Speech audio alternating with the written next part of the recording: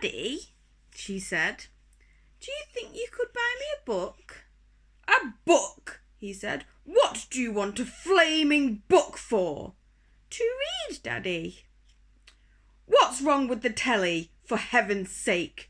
We've got a lovely telly with a 12-inch screen, and now you come asking for a book. You're getting spoiled, my girl. Nearly every weekday afternoon, Matilda was left alone in the house. Her brother, 5 years older than her, went to school. Her father went to work, and her mother went out playing bingo in a town 8 miles away. Mrs. Wormwood was hooked on bingo and played it 5 afternoons a week.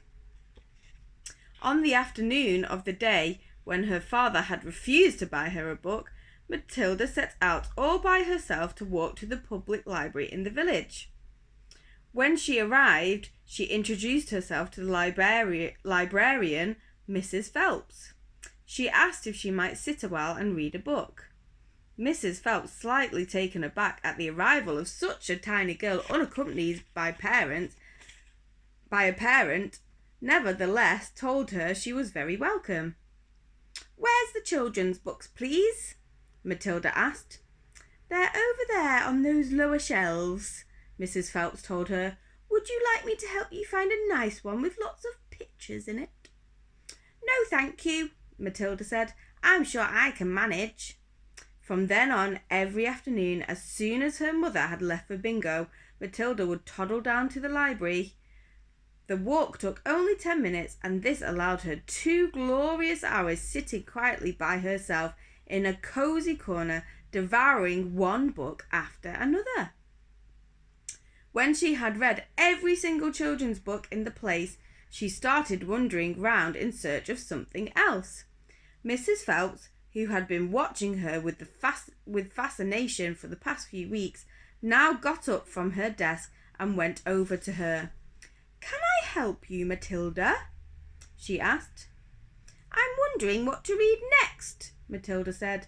"I've finished all the children's books." "You mean you've looked at the pictures?" "Yes, but I've read the books as well." Mrs. Phelps looked down at Matilda from her great height, and Matilda looked right back up at her. "I thought some were very poor," Matilda said, "but others were lovely. I liked The Secret Garden best of all. It was full of mystery. The mystery of the room behind the closed door and the mystery of the garden behind the big wall." Mrs. Phelps was stunned. "Exactly how old are you, Matilda?" she asked. 4 years and 3 months, Matilda said. Mrs. Phelps was more stunned than ever, but she had the sense not to show it. "What sort of book would you like to read next?" she asked. Matilda said, "I would like a really good one that grown-ups read." "A famous one. I don't know any of the names."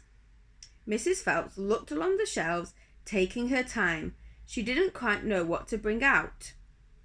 How, she asked herself, does one choose a famous grown-up book for a 4-year-old girl? Her first thought was to pick a young teenager's romance of the kind that is written for 15-year-old schoolgirls, but for some reason she found herself instinctively walking past that particular shelf. "Try this," she said at last. "It's very famous and very good. If it's too long for you, just let me know and I can find something a bit shorter and a bit easier." "Great Expectations," Matilda said.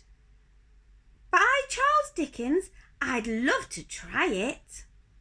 "I must be mad," Mrs. Phelps told herself. But to Matilda she said, "Of course you may try it." Over the next few afternoons, Mrs. Phelps could hardly take her eyes from the small girl sitting for hour after hour in the big armchair at the far end of the room with the book in her lap.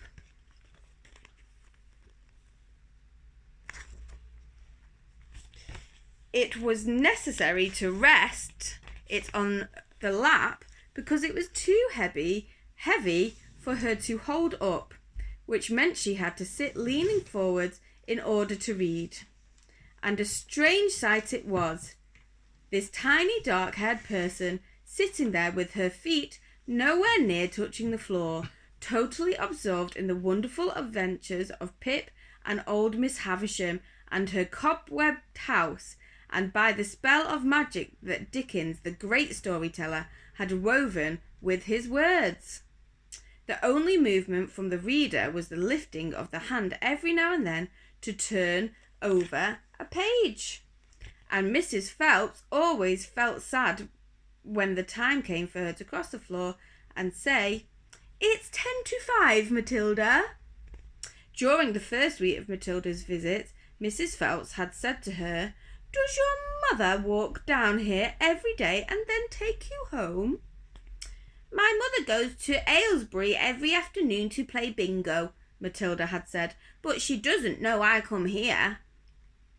"But that's surely not right," Mrs. Phelps said. "I think you better ask her."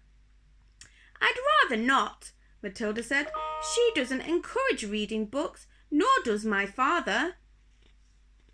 "But what do they expect you to do every afternoon in an empty house?" "Just mooch around and watch the telly." "I see." "She doesn't really care what I do," Matilda said a little sadly. Mrs. Phelps was concerned about the child's safety. On the walk through the fairly busy village high street and crossing of the road, but she decided not to interfere. Within a week, Matilda had finished Great Expectations, which in that edition contained 411 pages. "I loved it," she said to Mrs. Phelps. "Has Mr. Dickens written any others?" "A great number," said the astounded Mrs. Phelps. "Shall I choose you another?"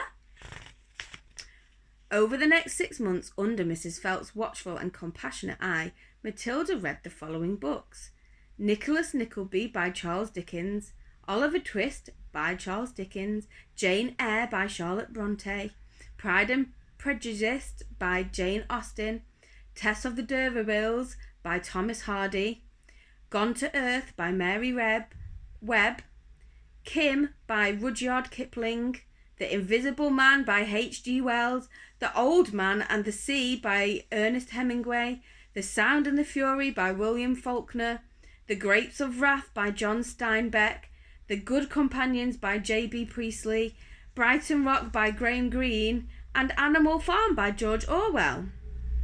It was a formidable list, and by now Mrs. Phelps was filled with wonder and excitement, but it was probably a good thing that she did not allow herself to be completely carried away by all.